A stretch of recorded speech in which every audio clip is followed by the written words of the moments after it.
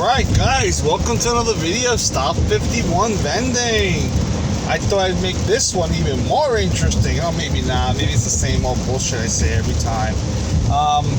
Anyways, so about 4 years ago or so, a new laundromat.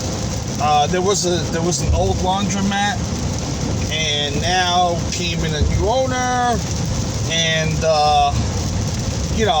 they reopened up a new laundromat, whatever the situation was.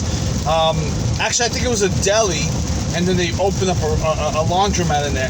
And when they opened up the laundromat, I asked them, do you guys want a soda machine? I back then, I probably wasn't doing soda machines as much as I am doing them now, but I asked them, do you want like a little candy machine, a little gumbo machine? Like, what's the harm? Like, what can happen? You know what I mean? How bad can a gumbo machine be? I mean, it can't hurt you. It can only make you money. So you got nothing to lose, right? I mean, no electricity, shit. Anyways, I asked them if they wanted a gumbo machine. Their answer was no, and they just went on from there. And basically, I didn't bother them until later on. I think one more time that I saw that they had a soda machine in there. Now, the soda machine that they got in there, I actually didn't get to it until today. Okay, so today is April 15th, 16th, I think it is. I think it's the 16th, April 16th, 2021, that this video is being recorded back now. Anyways, I was passing by the location, and I saw tape on the bill acceptor. I saw tape on it, and, I'm just like, oh, well, why is the tape on there? And I gave him my card, and I guess the lady that was working there, she seemed enthusiastic, or, she seemed helpful, and she called the owner right away, and the owner called me back right away. We spoke for about 10-15 minutes. No, I don't think it was that long. That would have been a long conversation. A few minutes. And I explained to him what I do, and he explained to me what the situation was. And I said, that's not a problem.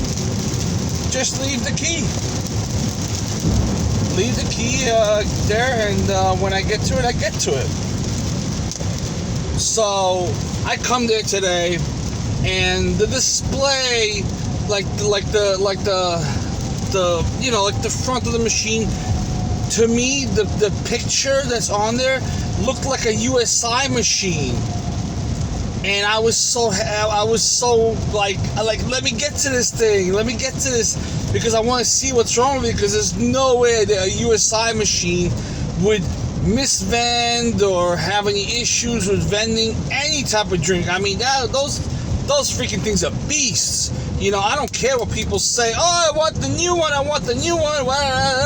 I said, listen, those old ones are freaking workhorses. Those machines are freaking pure power. Pure power. If you want to make money without any trouble, without any conversion kits, without anything, it's just like a snap and you're making money. Versus like, oh, well, you need to do this, you need to do that, you need to do that. It's like buying a Honda Civic and getting it like a stock version, and then saying, well, if you want to do 80, with your stock, you can, but if you want to do 85 faster with the same car, you would need a faster, I guess, turbine, or a faster clutch that can shift quicker, or something on the engine that will make it go faster, right? Well, the same thing goes for these freaking soda machines. If you want to sell like a Red Bull you have to get a conversion kit if you want to sell 16-ounce drink. Now, in the USI machine, you don't need it. The only conversion you need for a USI machine is if it's like the old school that takes everything with the augers, then you need a conversion kit for the Red Bull. Apparently, a Red Bull conversion kit, I think I checked out, it was like $149. That's one line, bro, one line. So I'm going to see if I can make my own, because I have a feeling I know what it looks like, and I'm going to make my own. And I'm going to see if it's going to work. And I got nothing to lose. If I can't throw Red Bull into the machine, well, I'm just going to throw it into another machine. I don't have anything to lose, just to test it out. So anyways, the owner, me and the owner, we speak a little bit. And he says, well, the machine is not taking in any dollars. I said, okay. And then he goes, well, it's not doing this. It's not doing that. I go, so why'd you tape it up? He goes, well, that's why I taped it up. So I open the machine up. I open it up. Guess what I see? Dust Bunny War. World War 9. Whatever you want to call it. There was dust all over that machine. Okay? Dust. That machine needs to get cleaned out. And I'm going to come down there with a compressor and the vacuum there next time, and I'm going to clean that sucker out for him. This way the machine, I understand the machine's running good, but you know what? If you have someone that can spruce it up a little bit and make it work a little bit better, why not? So, anyways, I open the first door, and he says, the motor is stuck, like it's not vending on the first motor, and I keep pressing number 1, and it says try another selection. Now, apparently this was not a USI machine, as I thought. This was a Dixie Narco 276. It says D2 on the inside of the door, so it was a 276 Dixie Narco. And Dixie Narco originally was made for cans. That machine was made for cans. Now, it can hold bottles. Yes, it can. It can hold a 20-ounce bottle.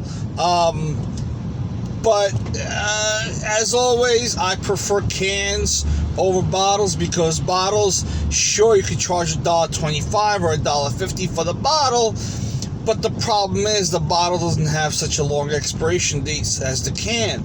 In other words, you buy the can today, it expires in 1 year. You buy the bottle today, it expires in 3 to 6 months, which means if you don't sell that bottle in 3 to 6 months, that shit gonna go flat.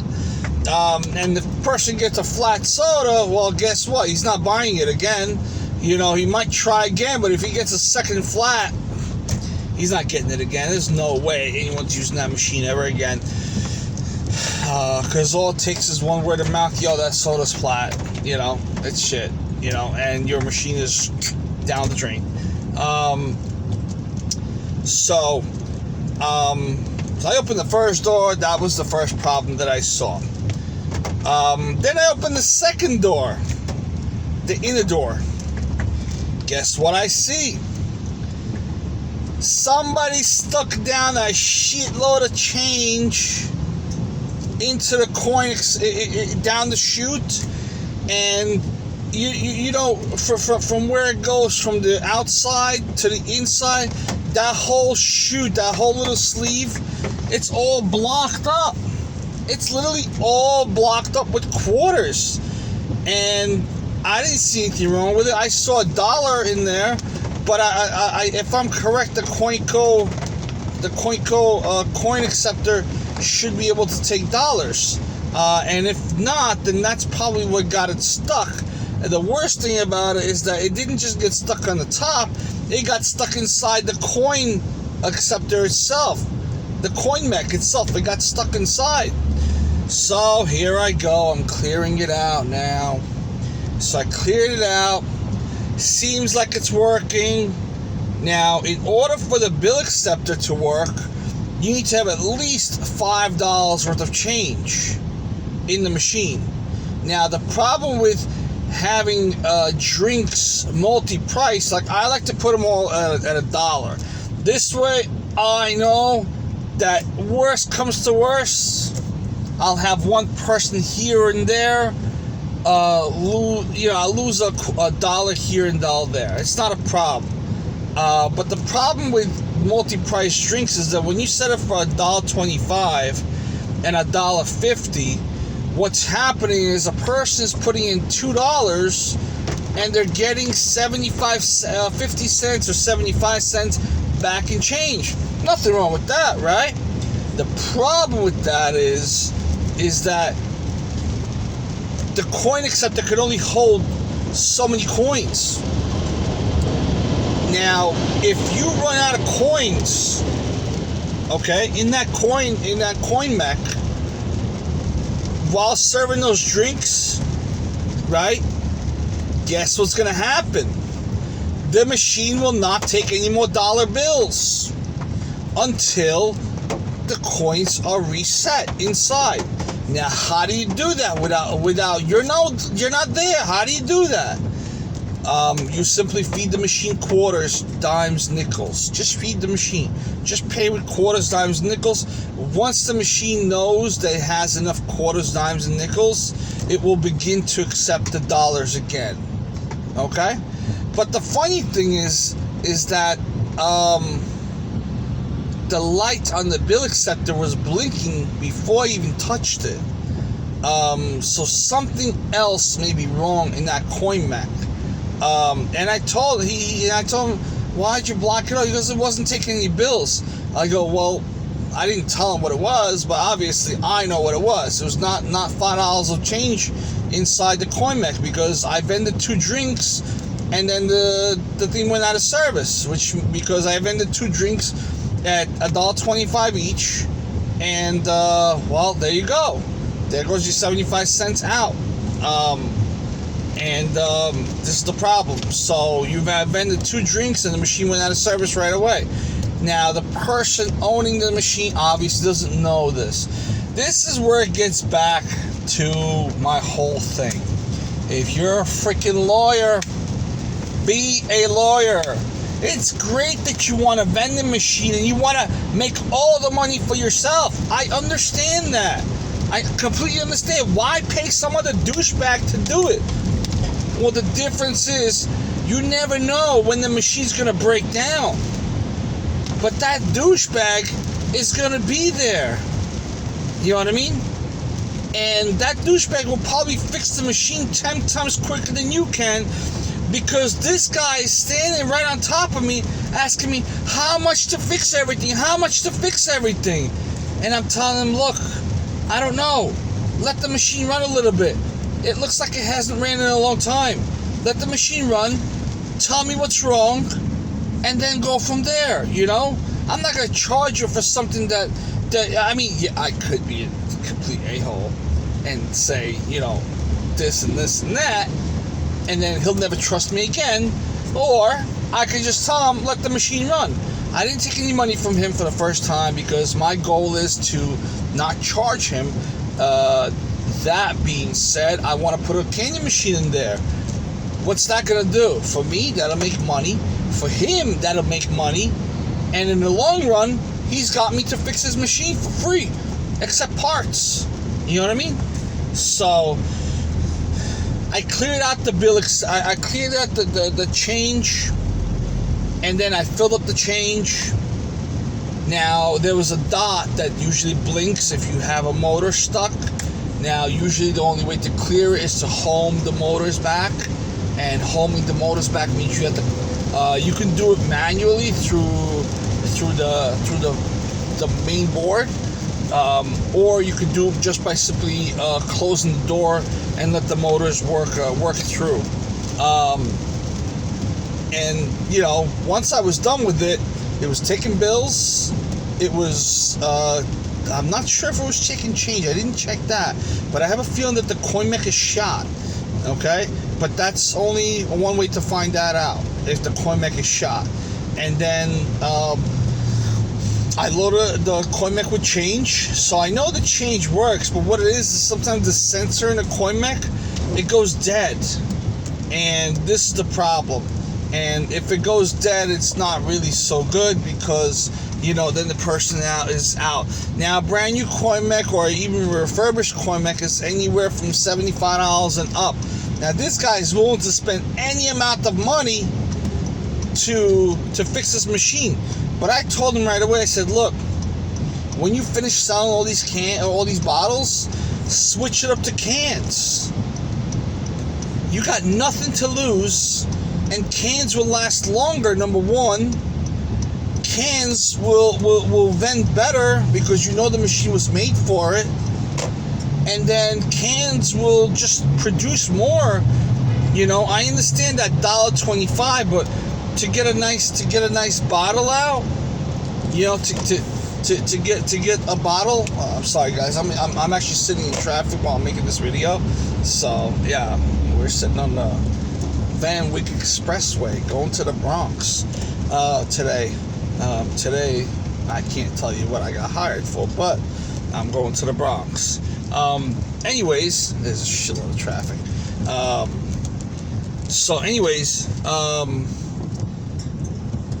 The guy's just sitting on top of me, just waiting. He's just hopeful. He's just like thankful that I even came in. And he goes, well, how come I didn't know about your services before? I said, you knew about my services about 4 or 5 years ago when you first opened up the laundromat. You knew about it. I came in and I offered you a machine. You knew about it. He's like, oh, I don't know what you're talking about. But anyways, I know that he knows what I'm talking about. I'm just happy to help. You know what I mean? I'm just happy to help because you know what? You never know. I helped a few people in the neighborhood before, and sometimes it's good. Sometimes people take advantage of you, and I know exactly the people that take advantage of you. I already know that. You know what I mean? So it's not a problem. I just try not to help them again, or I'll approach them a little bit later on and say, hey, what's up? You guys still owe me like a few dollars. I fixed your machines. If you'd like me to fix them again, just let me know. But you still have a balance or whatever. And it's not that big of a balance. It's like $50, $75. Not that bad. I don't care for a few dollars. So, anyways, the moral of the story is the guy owns a laundromat. He's trying to run a soda machine. Bro, you got like 40 laundry machines in there. Those are all vending machines. Run those suckers. Don't run a soda machine. Leave the soda machine stuff to the soda guys, to the vending guys, to the real vending guys. You know what I mean? We're actually outside and we're working. Rain, sleet, snow, shine. I'm not the best. I'll tell you, I'm not the best. I'm not the worst, but I'm definitely not the best.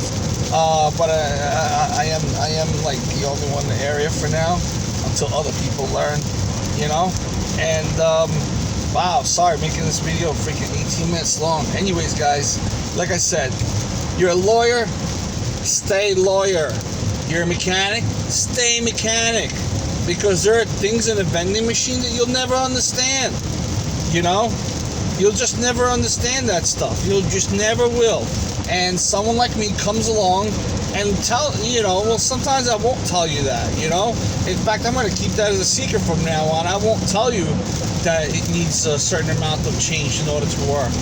You know what I mean? Because, hey, that's what you're paying me for, and that's it, If there's any issues, it's just crazy. It's just crazy that somebody else would call for somebody else to service their machine that they supposedly had a whole okay thing with, But it's not, because they don't know how to do it.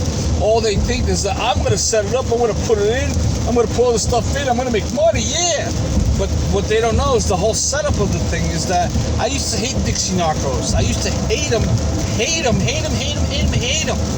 And then I met a guy online that I started purchasing my parts from, and he kind of walked me through it, and I hope to be, like a great vendor. I mean, eventually I'm gonna sell my route. I'll probably stay with the soda machines. Yeah, because that seems to be like the easiest thing to do. Not easiest, not the best. Don't forget, something breaks, you're stuck on stupid. If you don't have a van or a truck to move a machine right now, you're stuck on stupid. Don't think it's that easy, It's just crazy, but yeah, but that's what it is. Eventually, I hope to sell the machine, my route, to someone that will take good care of it as much as I do. And if they don't take good care of it as I did, then I'll buy that shit back. I'll buy it. I'll buy it for half the price. So if I sell my route for like $200K, and they're gonna want $200K back, I'm gonna be like, nope, $100K, 100. That's all you're getting, 100. And I know I'll make that money back with my route immediately. I know that. I'm almost guaranteed. Okay, this is telling me to take exit 13. I don't know why it's telling me to take exit 13. This is telling me to take exit 13. I'm not sure why. Alright guys, take care. Alright? And stay well.